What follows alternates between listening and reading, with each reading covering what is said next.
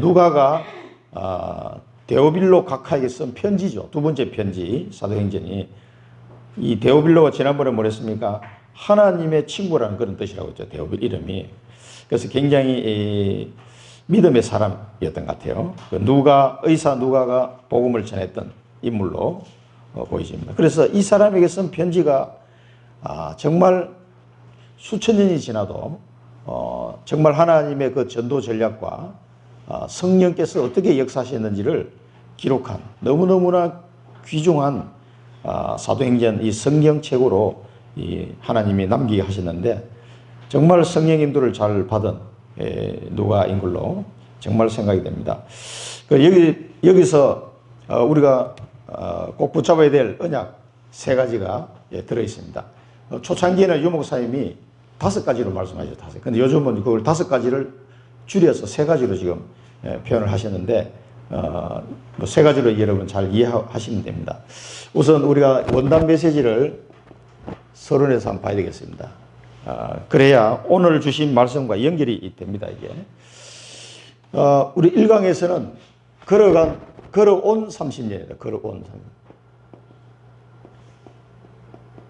여기서는 절대 언약의 대열의 선자라서 절대 언약. 절대 언약의 대열의 선자입니다. 대열. 그러면은 이 절대 언약은 뭡니까? 하나님이 주신 언약이거든요. 오늘 본문에 나오는 이 언약이 영원한 언약으로 표현했는데 이게 하나님 주신 언약이란 말이죠.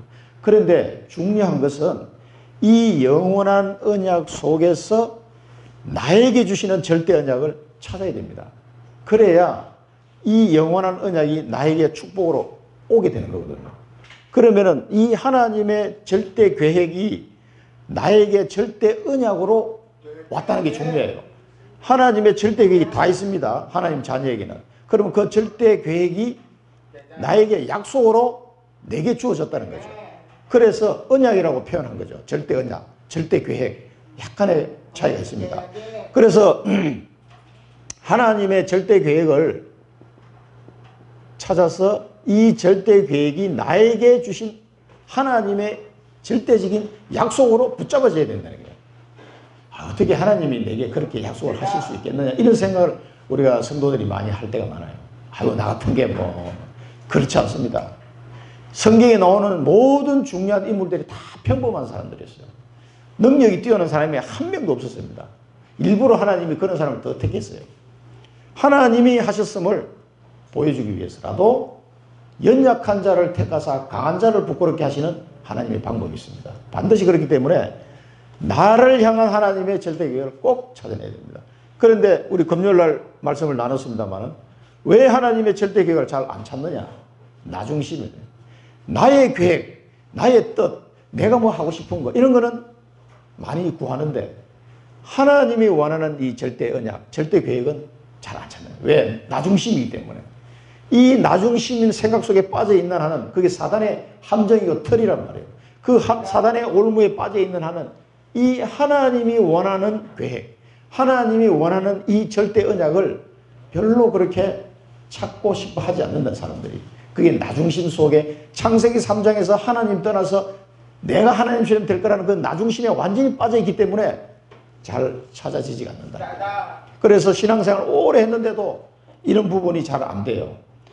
반드시 하나님의 언약을 올해는 여러분 발견하시고 이걸 뭐라고 했습니까? 비밀 아는 선교사라고 해요. 비밀 아는 선교사. 이렇게 갈로 열고 표시를 하셨는데 생명 걸 가치 있는 언약이다. 이 언약은 생명 걸 가치 있는 언약이다. 그래서 하나님이 주신 이 절대 계획, 절대 언약이 딱 발견되고 나면 정말 내 생명을 걸어도 되겠다 하는 이 마음이 딱 생깁니다. 자, 이 내용을 발견해야 된다. 그 다음에 전도 대열의 선자, 전도 대열. 전도 대열의 선자. 절대 언약을, 이거 언약의 대열의 선자는 뭐냐면 절대 언약을 붙잡은 사람이 된 거예요. 그 다음에 전도 대열의 선자는 현장 선교사다. 현장 선교사다. 그런데 절대 전도 대열의 선자는 뭐였습니까? 현장 선교사인데 여러분 전도 대열에 설라 그러면은 300명 명단을 작성하라고. 300명. 300명 명단을 작성해서 300명 놓고 여러분 기도하시기 시작 바랍니다. 뭐 꼭 300명 안 돼도 괜찮습니다. 그저께 우리 박준희 랩런터 초등학교 5학년 준희 랩런터하고 만나서 약속을 했어요. 준희는 친구가 몇 명 있냐. 예수 안 믿는 친구 하니까 2명이 있다고 2명. 그리고 2명을 이름을 적었어요. 카톡으로 바로 앞에 있는데 카톡으로 보내라. 카톡을 보내가지고 그걸 이름을 가지고 이제 기도를 쭉 제목을 적었어요. 하나님 누구가 예수님을 믿고 구원받게 해주세요. 이렇게 기도 제목을 적어서 줬어요. 그리고 김찬희 친구는 이미 예수 믿었으니까 김찬희 친구는 하나님의 말씀을 듣기를 원하는 마음이 되도록 도와주세요. 이렇게 기도를 적어서 다시 카톡으로 그 준이한테 보내줬거든요. 그 준이는 올해 1년 내내 그 친구 3명을 위해서 기도하기로 했어요. 그 매일 이렇게 기도하면은 한 10초만 하면 되니까 기도하겠다 그러더라고요. 그러니까 300명이 안 돼도 상관없습니다. 누군가를 놓고 명단을 작성하고 기도가 시작되면 여러분은 전도 대열에 들어선 겁니다. 그 다음에 빛의 대열의 선자. 지금 이 세상은 어둠으로 덮여 있습니다. 흑암의 군세, 세상 임금 아래서 흑암 속에 살아가고 있는 이때에 빛의 대열의 선자라고 우리를 불러주셨습니다. 그러면은 이 빛의 대열의 선자는 기념비적 선교사다. 기념비적 선교사. 왜 그렇습니까? 아무도 이 죽어가는 자들을 살릴 힘이 없어요. 그래서 하나님은 요셉같이, 예를 들어 요셉을 예를 들면요, 요셉같이 그 어린 목동을 하나님 불러가지고 하나님 애굽으로 보냅니다. 그래서 그 흑암이 덮인 애굽을 살리고 전 세계를 살리는 일을 한 소년을 통해서 하나님 하셨어요. 그래서 하나님은 우리같이 연약한 자, 약한 자 이런 사람을 들으셔서 중요한 일들을 하나님이 해당하십니다. 그리고 우리가 세계 선교라는 것도 내가 어떻게 해야 해 이렇게 생각할 필요 전혀 없습니다. 하나님이 나 한 사람을 통해서 얼마든지 하실 수가 있습니다. 예수님이 능력이 없어서 제자를 12명만 세워놓고 가신 게 아니에요. 12명은 충분하다는 거죠. 그것도 대부분이 갈릴리 어부들, 정말 어떻게 보면 학력도 없고 그 당시 좀 무식한 사람 중에 들어가는 그 사람들을 제자로 세워놓고 가셨다니까. 그 사람 해도 충분하다는 거예요. 그래서 우리를 빛의 대열로 불러주셨습니다. 그러면서 여기서 중요한 거는 용서하라 그래서 용서하라. 이 용서는요, 요셉의 예를 들어보면은 자기 형들이 동생을 노예로 팔았잖아요. 아니 형들이 아무리 동생이 미워도 그렇지 노예로 팔아먹어버리면 요셉이 마음속에 형들 두고 보자 이런 마음이 생길 수 있잖아요. 그 요셉이 형들을 만났을 때 뭐라 했습니까? 형들이 나를 판 것이 아니다. 하나님이 모든 생명을 살리기 위해서 나를 앞서 애굽으로 보낸 것이다. 이거는 요셉이 용서를 한 게 아니에요. 원래부터 형들을 미워하지 않았다는 거예요. 왜 그렇습니까? 언약 속에 있으면 가능합니다. 이게. 하나님의 이 절대 언약을 발견한 사람은요, 저절로 용서할 것도 없어요. 그 언약 속에 있는 답변이 나온 거예요. 이게 빛의 대열의 선자입니다. 그래서 올 한 해 이 부분을 가지고 우리가 걸어가야 되겠습니다. 그래서 이 빛의 대열의 선자, 이 세 가지를 우리가 진행하게 될 때는 사단이 무릎을 꿇게 될 것이다. 사단아 물러가다 안 해도 사단이 결박돼 버립니다. 이 정도 돼 버리면요. 이 언약을 원래 꼭 붙잡아야 되고요. 두 번째, 걸어갈 30년. 우리가 몇 살까지 살지는 아무도 알 수가 없지만은 하나님이 우리를 인도하시는 대로 천국 가는 그날까지 아무도 막지 못하는 것이라. 아무도 막지 못하는 뭐라고 했습니까? 영세전에 감춰진, 영세전에 감추인 것. 이 영세전에 감추인 게 뭐야? 성삼위 하나님의 권세입니다. 아무도 막을 수가 없죠.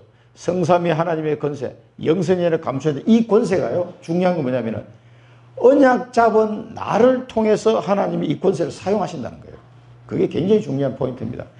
이 영세전에 감춰졌던 이 성삼위 하나님의 어마어마한 이 권세가 그리스도를 통해서 나에게 온 거예요. 그래서 하나님이 나같이 연약한 자를 딱 붙잡고 이 권세를 사용하신다는 거예요. 그러면은 이 전도 대열, 빛의 대열에 얼마든지 설 수 있는 거죠. 이 비밀을 오늘 우리가 사도행전 1장에서 다시 한번 확인을 하겠습니다만은, 이 언약을 여러분 붙잡아야 됩니다. 하나님께서 이렇게 하시려고 하는구나. 그 다음에 아무도 할 수 없는 지금 감춰진 거. 지금 감춰진 거 해가지고 24시스템을 얘기했죠. 237, 전 세계 237 나라의 제자들을 세울 수 있는 성전. 병들어 죽어가는 자들을 24시 치유할 수 있는 성전. 지금 모든 청소년들이 죽어가는데 그들을 서밋으로 세울 수 있는 24 성전. 24시스템입니다. 이걸 놓고 우리는 계속 기도해야 됩니다. 지금 우리 교회가 작지만은 반드시 하나님은 이 비밀을 우리 교회에 성취하실 겁니다. 이것을 언약을 붙잡고 기도를 시작해야 돼요. 이 감추인 것이 우리를 통해서 하나님이 드러내시려고 지금 계획하고 있는 거죠. 그 다음에 세 번째가 뭐였습니까? 영원한 언약 속에 감추인 것. 아무도 가볼 수 없는 영원한 언약 속에. 영원한 언약 속에 감추인 것. 지금 오늘 이 영원한 언약, 오늘 사도행전 1장에 나온 이 말씀인데, 이 영원한 언약 속에 감추인 게 하나님의 보좌의 배경이다. 그래서 우리가 걸어가는 모든 걸음은 하나님이 나와 함께는 보좌의 배경이고, 사망 권세, 지옥 권세를 이기는 그런 배경입니다. 그래서 오늘 사도행전 여기서도 또 한번 확인할 겁니다. 이 사망 권세, 지옥 권세, 부활하신 예수님이 완전히 꺾어버린 거예요. 이 권세가, 이 하늘 보좌의 배경이 지금 어디 와 있습니까? 내게 와 있는 거예요. 그리스도를 통해서 하나님이 내게 드러내시려고 하는 권세들입니다. 이 어마어마한 권세를 가지고 앞으로 30년을 걸어가야 됩니다. 걸어갈 때 하나님의 놀라운 계획들이 우리를 통해서 성취될 겁니다. 첫 번째입니다. 우리 사도행전 1장에 그리스도 언약입니다. 그리스도. 영원한 그리스도는 어제나 오늘이나 영원히 동일하시니라. 그렇게 말씀하는데, 이 그리스도 언약이 갈보리산, 골고다 언덕, 십자가에서 완성되었기 때문에 이걸 뭐라고 그랬습니까? 갈보리산 언약이다. 이렇게 표현했었죠. 이 장소가 이제 갈보리산에서 이루어졌기 때문에 그렇게 또 표현했습니다. 하여튼 이 그리스도 언약을 오늘 사도행전 1장에도 보면 데오빌려요 내가 먼저 쓴 거래. 이게 누가복음이죠. 누가복음. 무릇 예수께서 행하시며 공생입니다. 가르치시기를 시작하신부터 그가 택하신 사도들에게 성령으로 명하시고 승천하신 날까지 이를 기록하였노라. 예수님의 생애에 대해서 누가복음에 기록했습니다. 이 그리스도는 오늘 세 가지인데, 옛날에 이 세 가지 언약을 붙잡았는데, 그리스도 했을 때 여러분 세 가지 꼭 기억해야 됩니다. 성육신이에요. 그리스도께서 육신의 몸을 입고 이 땅에 오셔가지고 공생애를 사신 거죠. 그리고 12명의 제자를 남기고 승천하셨습니다. 이 공생애, 예수님이 성육신 했다는 것은요, 무엇을 성취한 겁니까? 하나님의 말씀을 성취한 겁니다. 우리가 기초 메시지를 잘 알고 있는 내용이지만 여러분 꼭 기억해야 됩니다. 여자의 후손으로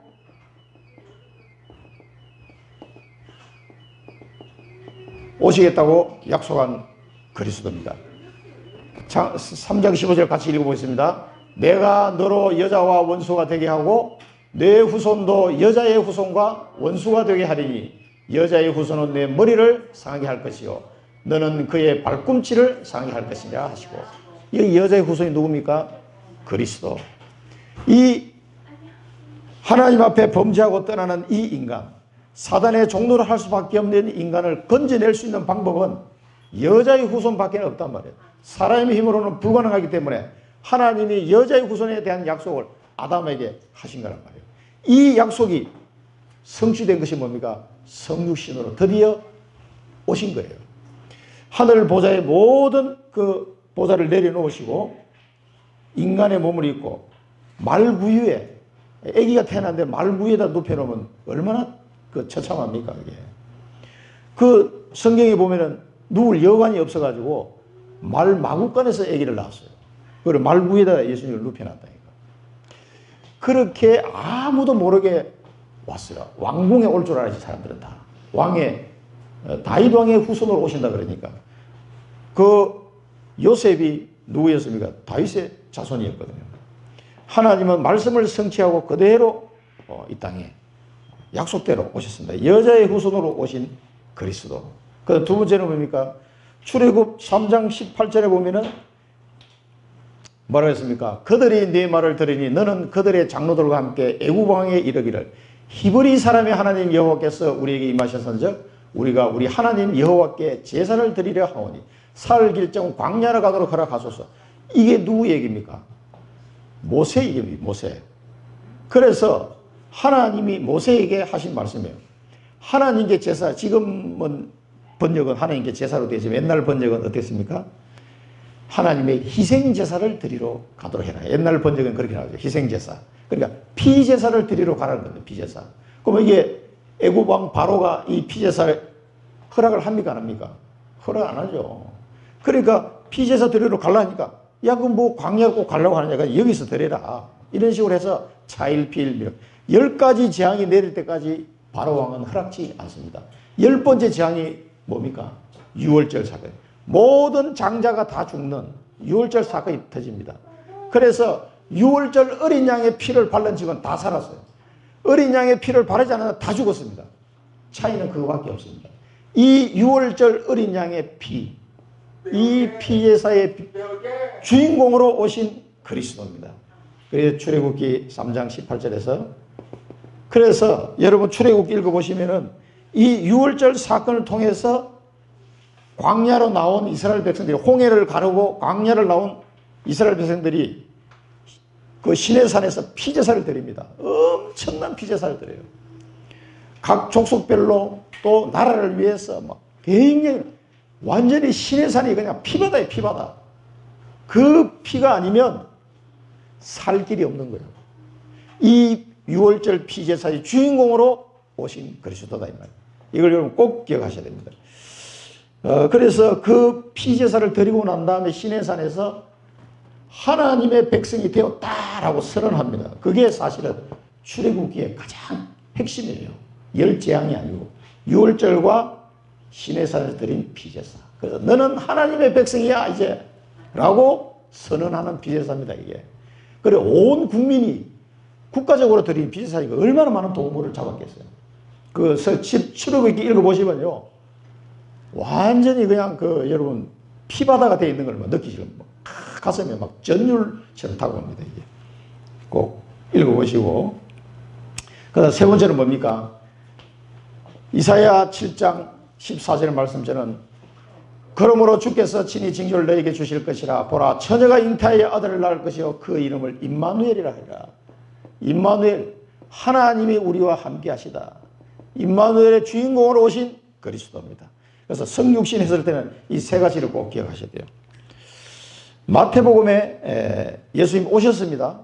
마태복음 20장 보면은 이 일을 생각할 때 주의 사자가 현몽하여 이르되 다윗의 자손 요셉아. 이게 천사가 요셉한테 한 말이에요. 다윗의 자손 요셉아, 내 아내 마리아 데려오기를 무서워하지 말라. 그에게 잉태된 자는 성령으로 된 것이라. 아들을 낳으리니 이름을 예수라 하라. 이는 그가 자기 백성을 그들의 죄에서 구원할 자이심이라. 누굽니까? 이분이 이 그리스도 오신 분이 누구냐? 예수다 이 말이에요. 이걸 놓쳐버리면 여러분 신앙생활 완전히 빈 껍데기예요. 빈 껍데기. 이걸 꼭 붙잡으시기 바랍니다. 이름을 예수라 하라. 네, 얼마 전에 우리가 성탄절도 지나갔습니다만은 그래서 이 그리스도가 오셔서 성육신으로 이 말씀이 성취되는 주인공으로 오셨다. 그걸 오셔서 하나님의 어떤 일을 하셨느냐? 십자가입니다. 그래서 기독교는 십자가 빼버리면 아무것도 안 돼요. 고난 받으신 후에 1장 3절에 보면 그가 고난 받으신 후에 십자가 지셨다 이 말입니다. 십자가. 이 십자가 사건은 모든 하나님의 언약을 성취하는 사건이었습니다. 요한복음 19장 30절에 뭐라고 했습니까? 예수께서 신포도주를 받으신 후에 이르시되 다 이뤘다 하시고 머리를 숙이 영원히 떠나가십니다. 십자가에서 다 이루신 거예요. 이게 그분이 하신 일입니다. 그러면 이 모든 하나님의 약속을 다 이제 이뤘는데 그걸 조금 더 구체적으로 나눠보면은 하나님 만나는 길 대신 참 선지자로 오셨다는 거예요. 요한복음 14장 6절. 예수님이 말씀하셨습니다. 예수께서 이르시되 내가 곧 길이요 진리요 생명이니 나로 말미암 자고는 아버지께로 올 자가 없느니라. 그토록 많은 선지자들이 왔지만은 이스라엘 백성에게는 완벽한 이 구원의 길이 열리지 않았어요. 그래서 그 모든 선지자를 합쳐도 안 되는 참 선지자로 영원히 하나님과 함께하는, 하나님 만나는 길 정도가 아니고요, 이 그리스도를 통해서 하나님이 내 마음속에 들어와 버렸어요. 그러니까 그냥 이렇게 만나는 정도가 아니라니까 내 속에 들어와 버렸어요. 그래서 성령으로 영원토록 함께하는 거죠. 그 일을 하신 참 선지자. 두 번째는 뭡니까? 우리 힘으로는 절대로 해결할 수 없는 이 죄 문제를 해결하신 참 제사장. 수많은 제사장들이 와서 소를 잡고 양을 잡아서 제사를 지냈지만 완벽하게 해결되지 않는 이 죄 문제를 단칼에 완전하게 영원토록 해결한 참 제사장입니다. 마가복음 10장 45절에 인자가 온 것은 섬김을 받으려 함이 아니라 도리어 섬기려 하고 자기 목숨을 많은 사람의 대속물로 주기 위함이다. 대속물로 자기 몸을 주기 위해서 온 거예요. 자, 이 제사장 직분에 대해서는 히브리서에 아주 잘 나와 있죠. 히브리서 9장을 자세히 한번 읽어보시기 바랍니다. 12절 15절에 보면 뭐가 나왔습니까? 염소와 송아지 피로 하지 아니하시고 자기 피로 영원한 속죄를 이루사 단번에 성소에 들어가셨느냐. 이 성소는 사람이 만들어 놓은 그런 성전에 있는 성소가 아닙니다. 예루살렘에 있는 성소를 얘기하는 게 아니에요. 이 히브리 기자가 따로 설명하죠. 땅에 있는 것이 아니라 하늘 위에 있는 하나님의 성소에 들어가셨느니라 그랬어요. 그래서 이 부활하신 예수님은 하늘나라에 있는 그 하나님의 성소에다 피를 뿌려버린 거예요. 영원한 속죄를 이루기 위해서 완벽한 제사를 지내버린 거죠. 히브리서 9장 12절 15절. 그래서 15절에 뭡니까? 새 언약의 중보자다. 첫 언약 때에 범한 죄에서 속량하려고 죽으사 부르심을 입은 자로 하여금 영원한 기업의 약속을 얻게 하려 하심이라. 새 중보자로 오셨습니다. 이분이 뭡니까? 예수 그리스도입니다. 참 제사장으로 오셨다. 그 다음에 세 번째는 뭡니까? 이 죄 문제를 가지고 우리를 영원토록 속박하고 종부리듯 했던 이 사단의 권세를 꺾은 참 왕으로 오셨습니다. 그래서 이스라엘 백성들은 아이고 저분 따라다니면 먹을 거 생기는구나. 그 전부 다 예수님 따라가면 빵 얻어 먹으려고 예수님 따라가요. 그래서 예수님이 도망갑니다. 이 사람들이 자기를 임금 삼으려 하는 걸 아시고 도망가요. 예수님이 오신 것은 이 땅의 왕으로 오신 게 아니란 말이에요. 하늘나라의 왕으로 오신, 하나님 나라의 왕으로 오신 건데 육신의 왕으로 자꾸 섬기려 하니까 예수님 도망갔다니까. 도망갔어요. 참 왕으로 오셨습니다. 그래서 요한일서 3장 8절에 보면 뭐라고 그랬습니까? 죄를 짓는 자는 마귀에게 속하나니 마귀는 처음부터 범죄함이라. 하나님의 아들이 나타난 것은 마귀 일을 멸하러 오셨습니다. 이 사단의 권세를 단칼에 꺾어버리세요. 그래서 그리스도 안에 있으면은 괜찮습니다. 요한복음 8장 44절에 보면 너희 아비 마귀 이렇게 했습니다. 그러니까 이 그리스도를 안 믿는 사람들은 자기가 원하지 않아도 마귀 자녀예요. 마귀 자녀. 요한복음 예수님이 직접 말씀하셨잖아요. 너희 아비 마귀. 그래서 이 사단의 권세를 예수님이 오셔서 꺾어버렸습니다. 이게 십자가에서 이루신 일입니다. 이게. 십자가에서 죽었는데 실패한 것 같잖아요. 그러니까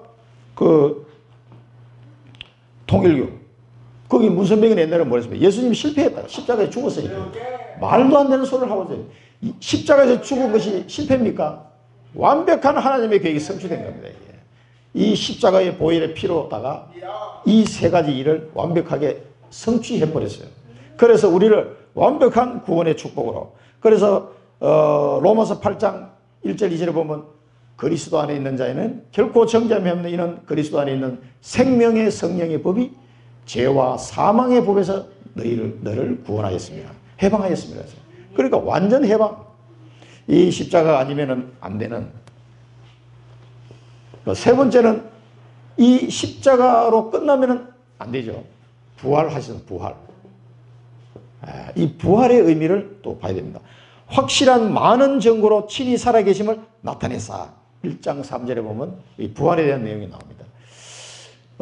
성경을 보면요, 부활의 내용을 조금 더 여러분 찾아봐야 되겠는데요. 고린도전서 15장을 여러분 쫙 읽어보시기 바랍니다. 부활에 대한 설명이 잘 나와 있습니다. 3절 4절 보면 내가 받은 것을 먼저 너에게 전하였느니 이는 성경대로 그리스도께서 우리 죄를 위하여 죽으시고 장사 지낸 바 되셨다가 성경대로 살면 다시 살아나사. 뭡니까? 예수님의 부활은 성경에 미리 예언된 사건입니다. 성경대로 말씀대로 죽으시고 살아나셨다는 겁니다. 말씀 성취입니다. 이게 부활이. 그리고 부활이 어디 있느냐 이런 헛소리 하는 사람들이 많은데 그렇지 않습니다. 성경대로 죽으시고 성경대로 살아나셨습니다. 그리고 또 한 가지 우리가 알아야 될 건 뭐냐면 첫 열매예요. 첫 열매. 이 예수님은 부활의 첫 열매다. 그러면 두 번째, 세 번째 열매는 뭡니까? 여러분들이 두 번째, 세 번째 열매예요. 하나님의 자녀가 그 다음 열매다 이 말이에요. 그래서 우리는 부활 소망을 가지고 살아가는 거예요. 15장 20절 40절 보면은 같이 읽겠습니다. 그러나 이제 그리스도께서 죽은 자 가운데서 다시 살아나사 잠자는 자들의 첫 열매가 되셨도다. 죽은 자의 부활도 그와 같으니 썩을 것으로 심고 썩지 아니할 것으로 다시 살아나며 욕된 것으로 심고 영광스러운 것으로 다시 살아나며 육의 몸으로 심고 신령한 몸으로 다시 살아나느니 육의 몸이 있은적 또 영의 몸도 있느니라.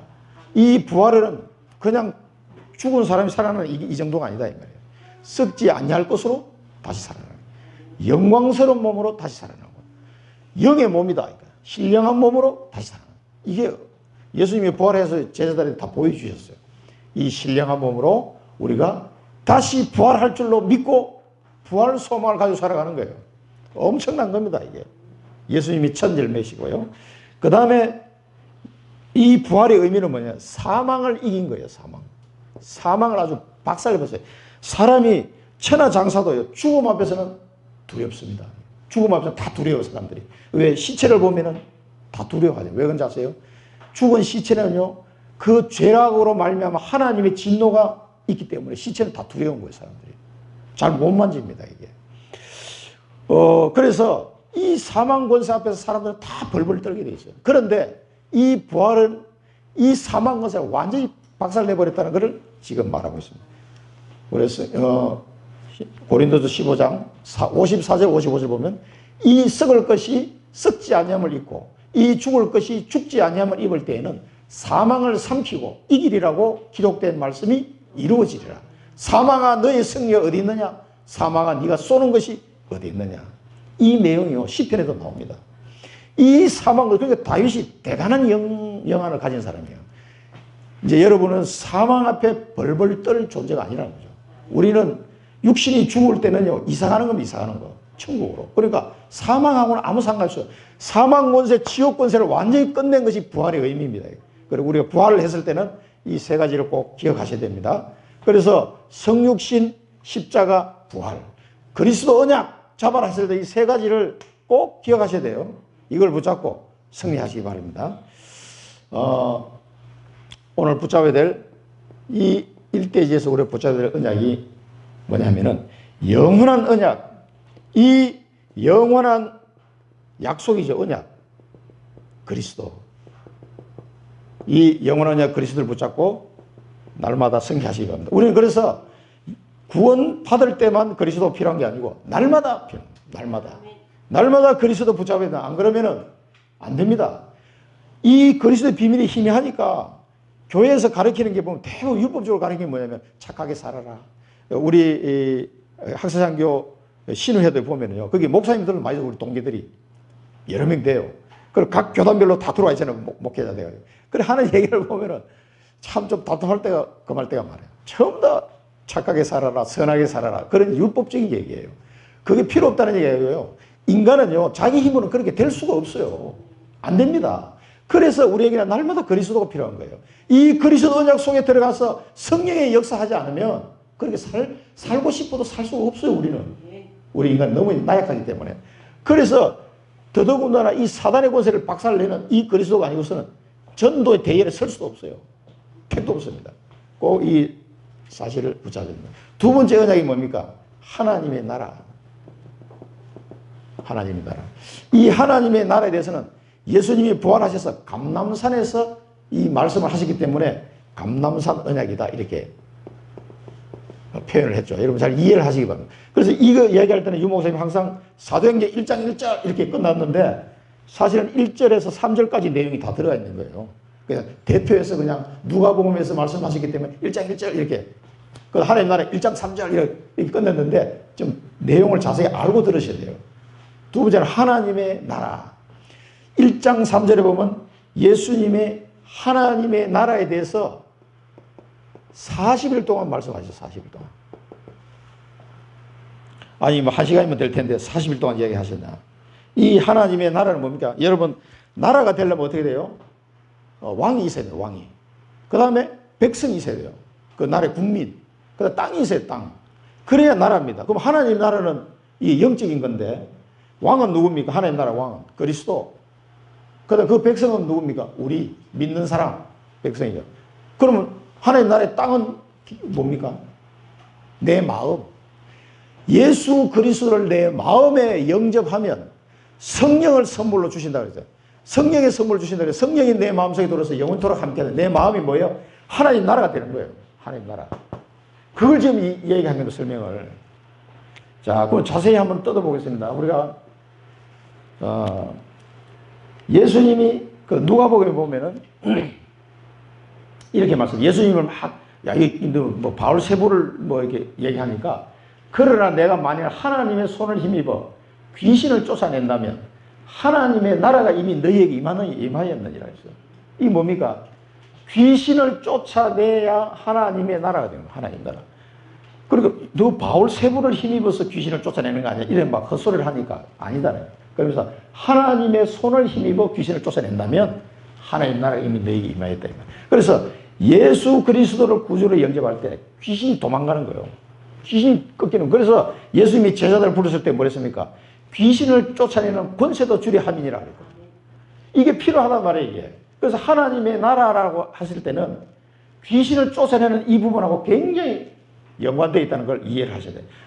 세상 임금 사단에게 사로잡혀 있는 모든 불신자들은 어쩔 수 없이 귀신에게 장악당하고 있는 상태랍니다. 그래서 그 귀신이 도망가도록 하려면 그리스도가 오셔야 되는 거예요. 이게 하나님 나라입니다. 그래서 귀신이 도망가고 성령께서 우리를 다스리는 상태. 이게 하나님의 나라다. 그 다음에 두 번째는 요한복음에 보면은 영접하는 자.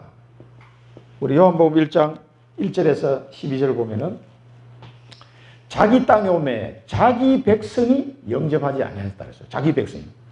원래 하나님의 백성인데 마귀 백성이 된 거예요. 그러니까 자기 백성이 예수님을 영접 안 해. 그러나 영접하는 자, 곧 그 이름을 믿는 자들에게 하나님 자녀되는 권세를 주셨으니 그랬어요. 그래서 하나님의 나라는 예수 그리스도를 영접할 때 그분을 내 마음속에 영접할 때 이루어지는 것이 하나님 나라다 이 말이에요. 그러니까 예수님이 다스리는 나라. 그 다음 세 번째는 뭐냐면은 사도행전 2장 38절에 보면은 베드로가 한 얘기예요. 베드로가 뭐라고 했습니까?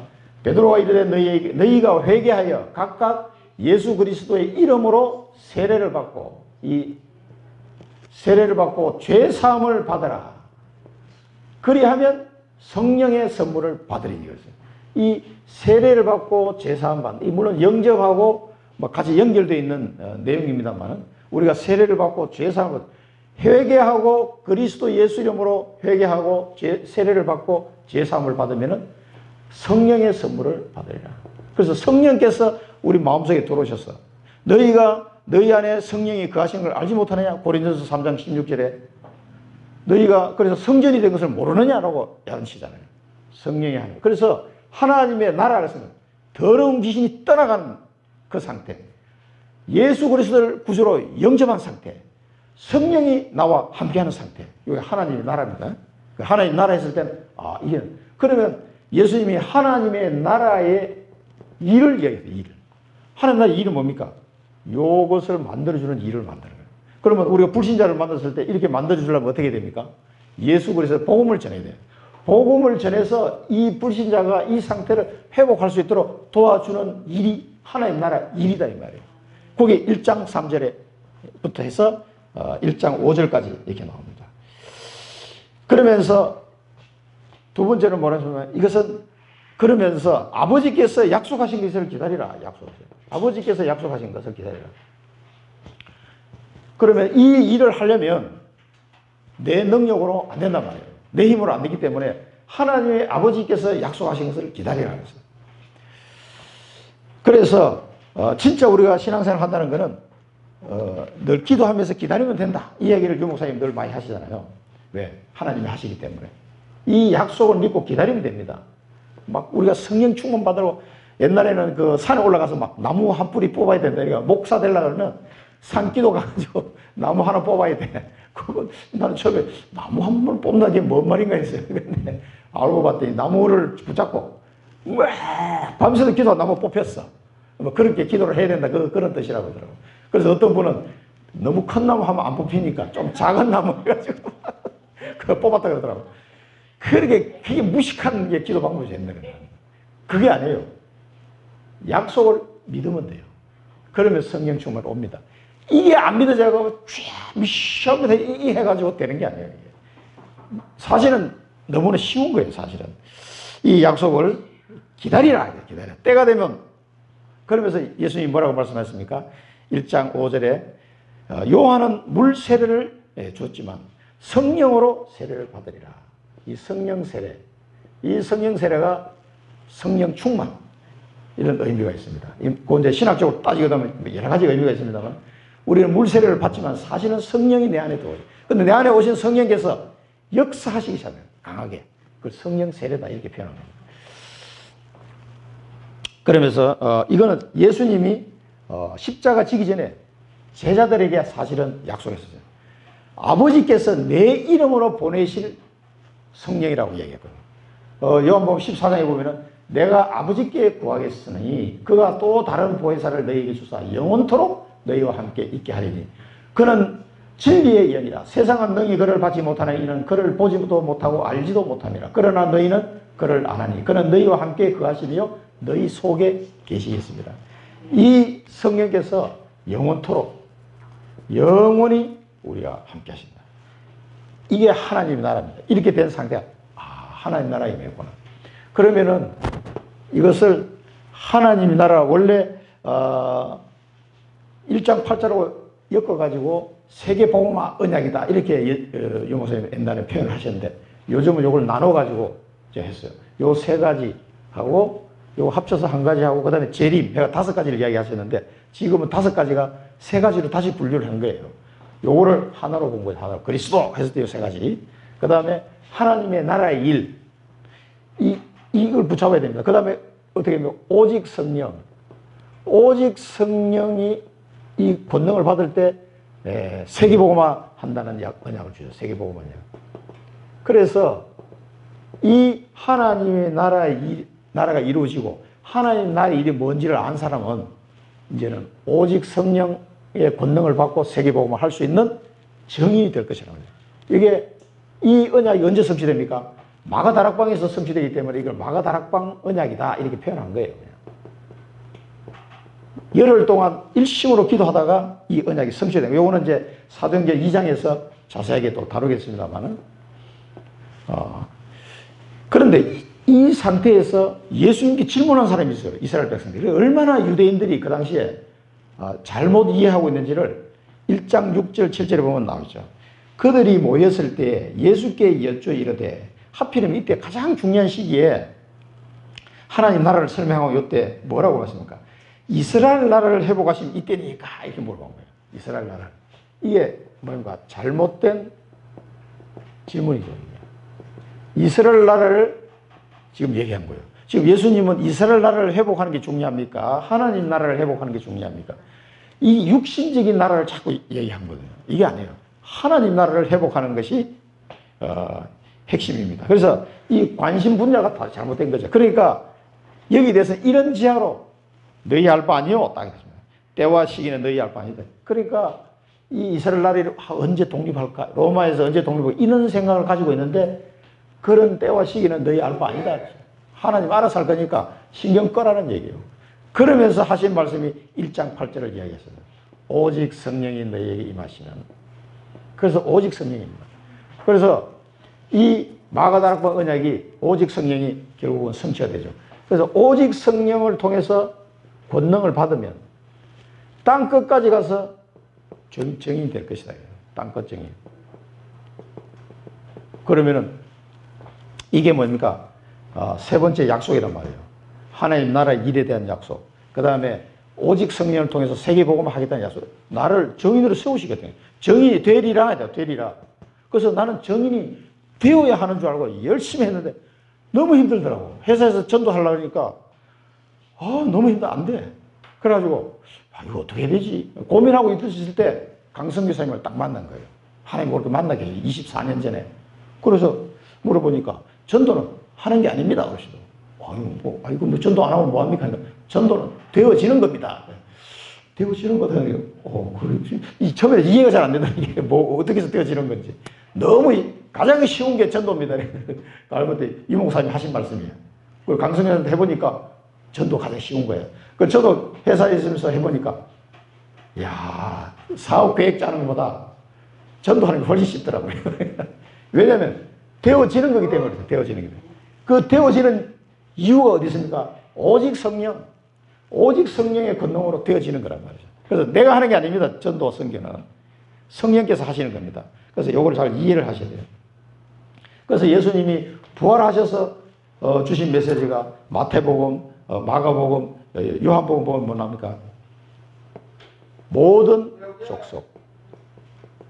족속을 제자 삼으라. 마태복음 28장이 나오죠. 우리 잘 아는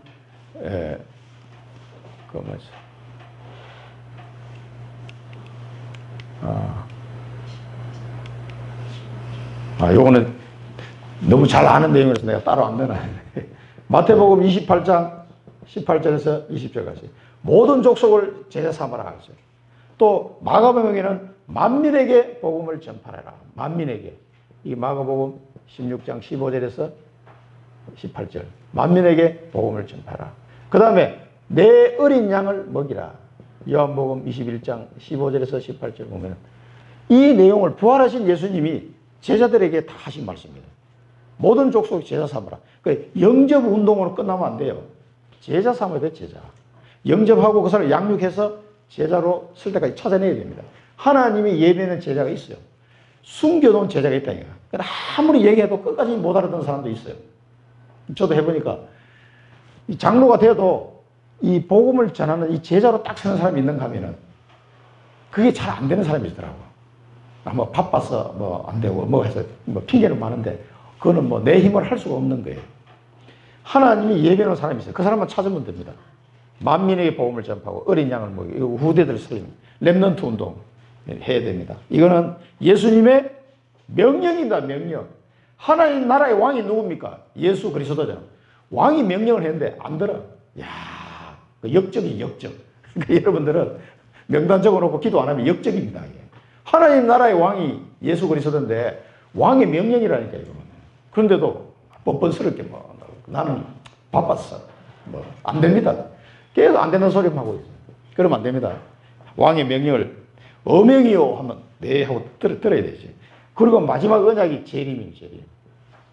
그래서 이걸 다 묶어서 그냥 이렇게 하나로 했습니다. 왜냐하면 이 재림은 세계복음화가 끝나는 날 예수님 오시기 때문에 그렇습니다. 마태복음 24장 14절에 이 천국 복음이 모든 민족에게 증언되기 위하여 온 세상에 전파되리니 그제야 끝이 오리라. 이 재림이 세계복음화 돼야 끝이 옵니다. 세계복음화. 모든 민족에 복음이 전해진다야 오기 때문에 재림을 너무 막 강조하는 사람도 있어요. 또 재림을 막 무시하는 사람도 있어요. 안 됩니다. 재림을 왜 강조해가지고 막 사람을 협박하고 이런 사람이 있어요. 다 그 엉터리입니다. 재림은 세계복음하면 예수님 오시기 약속해서 우리는 걱정할 하나도 없어요. 뭐 하면 됩니까? 오직 성령으로 세계복음하는 여기만 집중하고 있으면 재림은 때가 되면 너희 때와 시기 너희 알 바 아니요 그래서 오게 되어 있습니다. 여기 때문에 너무 이걸 가지고 그 이상한 불건전한 그런 사이비들이 자꾸 이용을 많이 하죠. 그럼 뭐 오시면 오는 거지. 오시면 우리는 부활해가지고 하늘나라로 가는데 뭐가 걱정입니까? 우리는 세계복음화 이것만 집중해야 돼요. 가심을 본 그대로 오시리라. 그러면 예수님이 재림할 때 어디로 오겠습니까? 감람산으로 딱 내려오시고 그대로 온다고 그랬으니까 그 지금 이스라엘에 있는 감람산으로 내려오실 거라고. 그리고 어떤 사람은 거기다가 촬영 장비까지 동원해가지고 예수님 재림하면 여기 올 거니까 촬영한다고. 야, 그 전 세계 다 본다고 그랬어요. 근데 지금은 위성 방송이 발달돼가지고 거기서 중계해보면 전 세계 동시에 다 볼 수 있잖아요. 그래서 내가 옛날에는 전 세계 동시에 어떻게 보지? 그랬거든요. 지구가 둥근데 예루살렘 쪽에 오시면, 감람산에 오시면 반대편에 있는 사람 어떻게 보냐고. 그랬더니 알고 봤더니 인공위성 방송이 발달해가지고 위성 방송으로 다 보겠구나 이런 생각이 들어요. 요즘 뭐 인터넷 방송까지 다 나오니까. 전 세계 다 본다고 해서 야, 그게 때가 가까운 거예요 지금. 그래서 우리는 세계복음화에, 그래서 세계복음화의 시간표만 잘 보면은 대략 감을 잡을 수가 있죠. 그래서 우리는 여기만 관심을 가지면 됩니다. 우리가 2대지에서 붙잡아야 될 미션 빼먹었네요. 미션은 뭡니까? 하나님의 나라를 위한 나의 미션. 절대 계획. 이걸 구체화해라. 나의 미션 구체화해라. 없는 사람 찾으시고 나의 미션을 구체화하시기 바랍니다. 그 다음에 세 번째 대지에서는 우리의 비전은 뭡니까? 성령 충만으로 만민에게 정인되는 전도자 삶입니다. 그래서 우리가 성령 충만을 막 옛날에 산에 가서 막 산기도 해가 성령 충만 받으세요. 지금 그게 아니고요. 하나님의 언약 잡고 기도하면 성령 충만이 와요. 이 성령 충만을 가지고 우리는 만민에게 정인되는 전도자의 삶을 살아야 돼요. 전도자의 삶. 이게 제일 행복한 거예요. 그래서 왜? 이 정인되려고 가면은 성령 충만 은혜를 주시거든요. 그런데 내 마음이 충만히 은혜가 되고 힘이 나고 진짜 내 여건과 상황은 어려워도 너무너무 좋아요. 저는 이걸 체험한 사람입니다. 그렇게 힘들 때라도 하나님이 성령 충만 은혜를 주시면 나도 모르게 복음을 전파하고 있더라고요. 이게 우리의 능력이 아니기 때문에 그렇습니다. 자, 결론입니다. 그래서 꼭 우리가 붙잡아야 될 게 나의 CVDIP를 정리하시기 바랍니다. 정리하려다고 죽어도 정리 안 해. 이게 안 됩니다. 꼭 정리해야 됩니다. 이런 거 하나하나 좀 62가지 삶이라든가 이런 CVDIP라든가 또 우리 6가지 전략이라든가 이런 걸 따로 교육을 해야 되겠는데 시간이 잘 안 돼. 그러니까 이 예배 시간에 이게 다 할 수가 없어요. 그리고 요거는 개인적으로 CVDIP가 뭔지 모르시는 분은 저한테 질문하시기 바랍니다. 자, 나의 CVDIP를 딱 정리해야 돼요. 그 다음에 두 번째는 뭡니까? 명단 작성해야 돼요. 명단. 이제 전도 대상자 명단을 작성해야 돼요. 내가 하는 게 아니는 거 알기 때문에 너무 쉬워요. 없는 사람은 준이처럼 2명만 적어도 됩니다. 300명 명단을 작성해서 이 작성을 하면 오로지 기도해야 돼요. 기도. 왜? 내가 하는 게 아니기 때문에 기도하는 거예요. 뭐 내가 할 것 같으면 기도할 필요 없지 뭐. 그냥 내가 알아서 하면 되지. 그러나 성령께서 하셔야 되기 때문에 기도하면 하나님이 만나 계시게. 그 현장에 갈급한 영혼이 예비되는데 내가 딱 만나요. 이게요. 이 사람이 갈급한지 안 갈급한지 내가 알 수가 없잖아요. 근데 그 시간표가 된 사람은 나를 딱 만나 하신다니까 하나님이. 요 만남을 한 번이라도 해봐야 돼요. 그러면 그 갈급한 사람은요. 계속 찾아옵니다. 왜? 말씀이 너무 좋거든. 인간은 어쩔 수 없어. 이 복음 아니면 힘 다 빠지니까. 그러면 다락방은 열립니다. 너무 쉬워요. 언약을 체험해야 돼요. 이 세 가지 언약, 그리스도 언약, 하나님 나라 언약, 오직 성령 언약, 이 언약 체험을 현장에서 꼭 하시는데 언약 체험은 가장 쉬운 방법은 다락방이 열리는 겁니다. 여러분이 기도하다 보면은요, 딱 열리게 돼 있어요.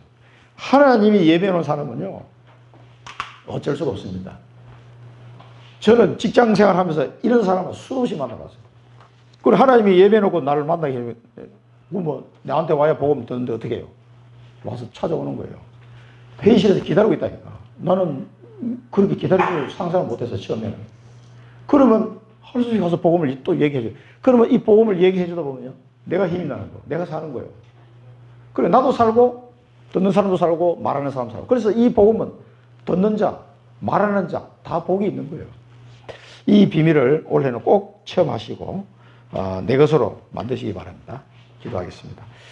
살아계신 하나님 아버지, 영원한 언약을 저희들에게 허락해 주시고, 이 언약을 붙잡을 수 있도록 믿음의 마음을 주시니 감사합니다.